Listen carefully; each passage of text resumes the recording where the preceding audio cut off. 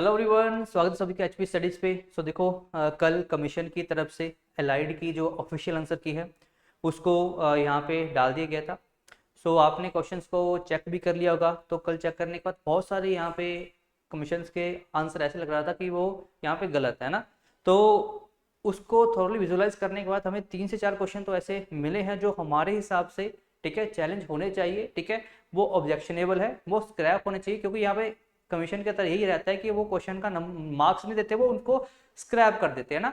तो उन क्वेश्चंस को देखेंगे कि कौन कौन से क्वेश्चंस है, ठीक है, जो ऑब्जेक्शनेबल है, ठीक है, और जिसके क्वेश्चन वो गलत हुए हैं उनको वो ऑब्जेक्शन करना चाहिए। क्योंकि जितना ज्यादा ऑब्जेक्शन करोगे, ठीक है, मतलब जितने गलत हुए हैं, सही वाला तो क्यों ही करेगा, जिसके गलत हुए हैं वो ऑब्जेक्शन करे, ठीक है। 1 से 2 क्वेश्चन को अगर आप ऑब्जेक्शन करोगे तो हो सकता है कि वो क्वेश्चन स्क्रैप हो जाए, और उसका स्क्रैप होने से देखो फायदा क्या होगा कि जिसका सही हुआ है उसके मार्क्स भी यहाँ पे 1 से कम हो जाएगा, और जिसका गलत हुआ है उसका मतलब, ठीक है, उसका यहाँ पे जिसका गलत था तो उसका 0.25 से बढ़ जाएगा ना।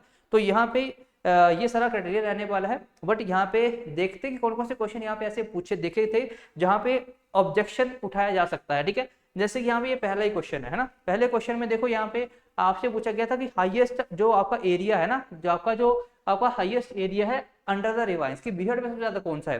तो यहाँ पे जो मैक्सिमम बच्चों की तरफ से आंसर दिया गया था वो था आपका यहाँ पे मध्य प्रदेश। लेकिन कमीशन ने आंसर यहाँ पे दिया यूपी, ठीक है। अब यहाँ पे ना हमने एक ICAR का रिसोर्स लगाया हुआ है, ठीक है। तो इस रिसोर्स में देखो यहाँ पे तो लिखा हुआ है कि जो लार्जेस्ट एरिया अंडर द रिवाइंस, ठीक है, वो आपका यूपी में है ना। यहाँ पे यूपी लिखा हुआ, बट यहाँ पे देखो उन्होंने यहाँ पे लिखा हुआ है कि river wise area under Chambal ravines in Madhya Pradesh, Rajasthan और यूपी, ठीक है।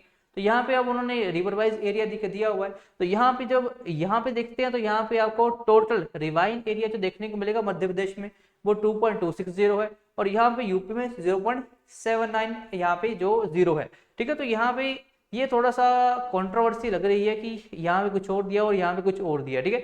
तो यहाँ पे इसके अलावा अगर आपके पास कोई यहाँ पे वैलिड प्रूफ है, ठीक है, जो आपको लगता है कि एमपी में ज्यादा रिवाइंस है, तो आप हमें सेंड कर सकते हो। हम उसको यहाँ पे जांचेंगे, देखेंगे कि यहाँ पे कौन कौन सा जो आपने सोर्स भेजा है वो ऑथेंटिक है कि नहीं है ना। तो उसको हम देख लेंगे, उसके अकॉर्डिंग ही हम ऑब्जेक्शन में उसको डालेंगे ना। तो ये आप देख लेना कि यहाँ पे आपने कौन सा यहाँ पे सोर्स उठाया है जिसके थ्रू आप ऑब्जेक्शन डाल रहे हो ना।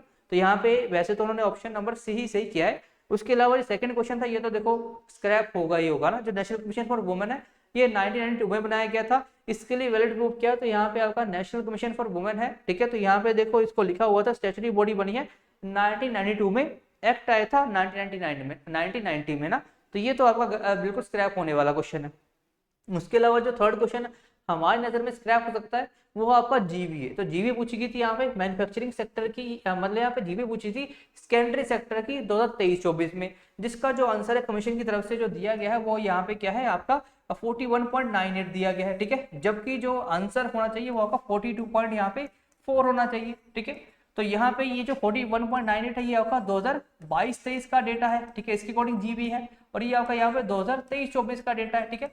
तो यहाँ पे देखो, तो इसके अकॉर्डिंग तो यहाँ पे कोई नहीं बन रहा था। तो यहाँ पे कई बच्चों ने ये आंसर भी लगाया हुआ है क्योंकि यहाँ पे इससे ज्यादा बन रहा था ना। तो यहाँ पे इसके अकॉर्डिंग आंसर थी 42.4, जो कि कमीशन ने आंसर ऑप्शन नंबर बी दिया हुआ है, ठीक है। इसके लिए सोर्स आप कहाँ से देखते हो, तो आपका जो इकोनॉमिक सर्वे है, ठीक है, वहां पे आपका जो सेकेंडरी सेक्टर है वहां पे स्पेशली लिखा हुआ है यहाँ पे कि 2023-24 में देखो ट्रस्टी का आपका 43.5 है, और यहाँ पे आपका जो जीबी है यहाँ पे किसका सेकेंडरी सेक्टर है वो कितना है 42.4 है, ठीक है। यहाँ पर भी आप देख सकते हो, यहाँ पे ये नीचे पर 42.4, 42, यहाँ पे 41.98, तो यहाँ पे है ना दिखने को नहीं मिल रहा। तो यहाँ पे जीबी का क्वेश्चन पूछा गया था, तो इसको आप यहाँ पे चैलेंज कर सकते हो, ठीक है। उसके अलावा अगर आपको कोई और क्वेश्चन लगता है, ठीक है, और आपको लगता है कि आपका सोर्स वैलिड है, तो आप उस क्वेश्चन को चैलेंज कर सकते हो, या फिर चैलेंज करने से पहले हमें भी सेंड कर सकते हो हमारे टेलीग्राम चैनल पे, डिस्कशन में सेंड कर सकते हो, या हमें डायरेक्टली सेंड कर सकते हो, ठीक है। उसको हम देखेंगे और हो सकता है कि क्या होता है आपको क्वेश्चन सही हो, ठीक है, बट यहाँ पे सोर्स वैलिड होना चाहिए। सोर्स देखो कहाँ का हो सकता है, कोई एनसीईआरटी की बुक हो सकती है, कोई आपका स्टेट का गजट हो सकता है, ठीक है, कोई यहाँ पे रिपोर्ट हो सकती है जो यहाँ पे कोई किसी सरकारी इंस्टीट्यूशन के द्वारा ही दी गई है, तो उसके थ्रू यहाँ पे अपन चैलेंज को यहाँ फाइल कर सकते हो। अब चैलेंज को फाइल करने के लिए आपको करना क्या पड़ेगा, तो आपको अपना जो लॉगिन आईडी है, ठीक है, मतलब जो आईडी पासवर्ड है वहां से लॉगिन करना है। एचपीपीएससी की वेबसाइट पे जाओगे, जहां से आपने एडमिट कार्ड डाउनलोड किया था ना, वहां से आपको आगे देखने को मिलेगा चैलेंज आंसर की। तो चैलेंज आंसर की पे क्लिक करोगे तो आपको इस तरह का इंटरफेस देखने को मिलेगा, ठीक है। तो यहाँ पे फिर आपने अपना एग्जाम सेलेक्ट करना है, बुकलेट सीरीज सेलेक्ट करनी है, आपने यहाँ पे कितने क्वेश्चंस को ऑब्जेक्ट करना है वो सिलेक्ट करने हैं, और फिर यहाँ पे कौन कौन से आंसर को चैलेंज करना है, ठीक है, वो यहाँ पे लिख दोगे। देन यहाँ पे उनके लिए जो आपने सपोर्टिंग प्रूफ डालने हैं जो 1 MB से कम होने चाहिए, ठीक है, तो वो यहाँ पे आप डाल दोगे, ठीक है। तो वो आप कहाँ पे डालोगे, तो वो आपके सारे देखने को मिल जाएंगे आपके इस पर्टिकुलर जगह पे।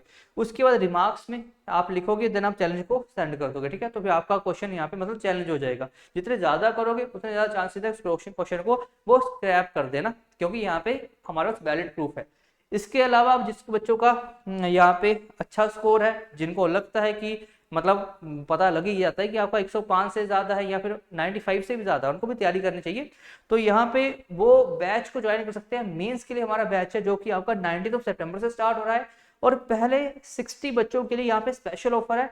45 मिनट में पहले 60 बच्चों के लिए बैच प्रोवाइड किया जा रहा है। अब देखो मेंस अगर आप पहुंचे हो मेंस तक तो अपनी जी जान लगा देना, ताकि आप यहाँ पे फाइनल जो सिलेक्शन लिस्ट है वहां पे अपना नाम दर्ज करवा सको, ठीक है। तो उसके लिए आपको आंसर राइटिंग की बहुत प्रैक्टिस करनी पड़ेगी, और ये जो पर्टिकुलर हमारा सेशन रहने वाला है यहाँ पे आंसर राइटिंग की आपको लाइव प्रैक्टिस करवाई जाएगी। कौन कौन से टॉपिक आ सकते हैं, क्या वहां पे आपने लिखना चाहिए, कौन कौन से पॉइंटेड फॉर्म में लिखना है, किस तरह से लिखना है, सारा आपको यहाँ पे बताया जाएगा। क्वेश्चंस की तैयारी भी करवाई जाएगी और लाइव फॉर्मेट में करवाई जाएगी, और आपके क्वेश्चंस को एनालाइज किया जाएगा, आपको फीडबैक दी जाएगी कि आप कहाँ पे इंप्रूव कर सकते हो, ठीक है। तो अभी के लिए तो 4500 इसका प्राइस है, लेकिन बाद में इसका प्राइस डेफिनेटली बढ़ने वाला है, ठीक है, क्योंकि बहुत सारे बच्चे अप्लाई करना शुरू कर दिए हैं, ठीक है। तो यहाँ पे इसको अगर आपने ज्वाइन करना तो निम्बस करके ऐप को डाउनलोड करके इसको ज्वाइन कर लेना, ये इस नंबर पे कॉल करके भी आप हमारे बैच को ज्वाइन कर सकते हो, ठीक है। और इन द एंड अगर आप किसी को भी ऑब्जेक्शन होगा किसी भी क्वेश्चन में तो वो हमें जरूर सेंड करें, ठीक है। हम यहाँ पे सोर्स को थोड़ा देख लेंगे, अगर वैलिड हुआ तो